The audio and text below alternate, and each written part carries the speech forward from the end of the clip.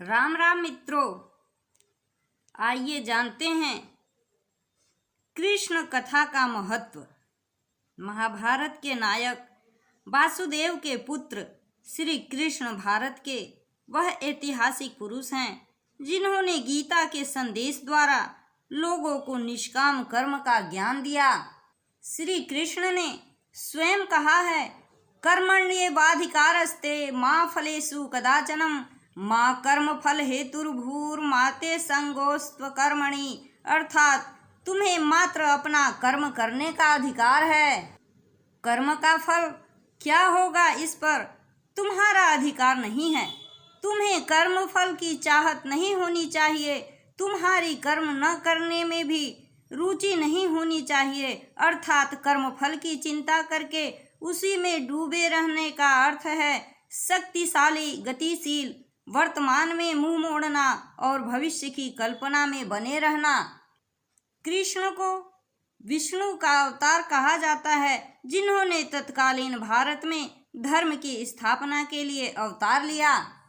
कृष्ण का प्राचीनतम उल्लेख छांदोग्य उपनिषद में मिलता है। इसके अतिरिक्त वह महाभारत में नायक रूप में वर्णित हैं। पाणिनि ने भी कृष्ण का उल्लेख धार्मिक नेता के रूप में किया है। पुरातात्विक अभिलेखों में वेशनगर के स्तंभ लेख में उन्हें देवों का देव कहा गया है। इस प्रकार भारतीय साहित्य में अनेक ऐसे ग्रंथ हैं जिनमें श्री कृष्ण एवं उनकी लीलाओं का वर्णन है। श्री कृष्ण के चरित्र में अनेक ऐसी विशेषताएं निहित हैं जो भारतीय संस्कृति के लिए विशेष महत्व रखती है। बाल्यकाल से ही श्री कृष्ण के अद्भुत कार्यों का वर्णन प्राप्त होता है।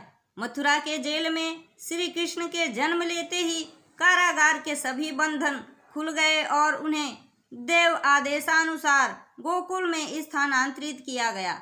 श्री कृष्ण ने बाल रूप में ही अनेक आताताई राक्षसों का वध किया तथा गोकुल वासियों को उनके आतंक से मुक्त कराया। वकासुर, तंतावर्त, अघासुर, व्रतासुर का वध कर उन्हें भी मोक्ष प्रदान किया। गायों के चरवाहों के रूप में वह गौओं एवं गोपों की रक्षा किया, तो दूसरी ओर इंद्र के घमंड को चूर करने के लिए गोवर्धन पर्वत उठाने का अद्भुत कार्य किया। उन्होंने गोकुल में नागनथैया कर कालिया जैसे नाग को नतमस्तक किया। अंततः श्री कृष्ण ने कंस के अत्याचार से मुक्त कराने के लिए उनका वध किया और संपूर्ण मथुरा के जनता को भयमुक्त वातावरण प्रदान कर अपने माता पिता को कष्ट से मुक्त कराया। निष्कर्षतः कृष्ण का जीवन ही लोक कल्याण के लिए था। उन्होंने महाभारत के युद्ध में धर्म एवं न्याय पर चलने वाले पांडवों का साथ देकर भारतीय समाज को यह संदेश दिया कि वह सदैव धर्म के ही साथ हैं। उन्होंने भक्ति एवं ज्ञान का दर्शन प्रदान किया। उन्होंने युद्ध की भूमि में किम कर्तव्य विमूढ़ अर्जुन को जो उपदेश दिया वह भारतीय दर्शन एवं हिंदुओं की पवित्र ग्रंथ गीता के रूप में संकलित हुई। उन्होंने यद्यपि कोई अस्त्र नहीं उठाया, लेकिन पूरे युद्ध का संचालन उन्होंने ही किया। उन्होंने पांडवों को शत्रु पक्ष की कमजोरियों से अवगत कराया तथा युद्ध जीतने के लिए रणनीति तैयार किया। उन्हीं के दाव पेचों के कारण पांडव महाभारत के भीषण युद्ध में जीत प्राप्त कर सके।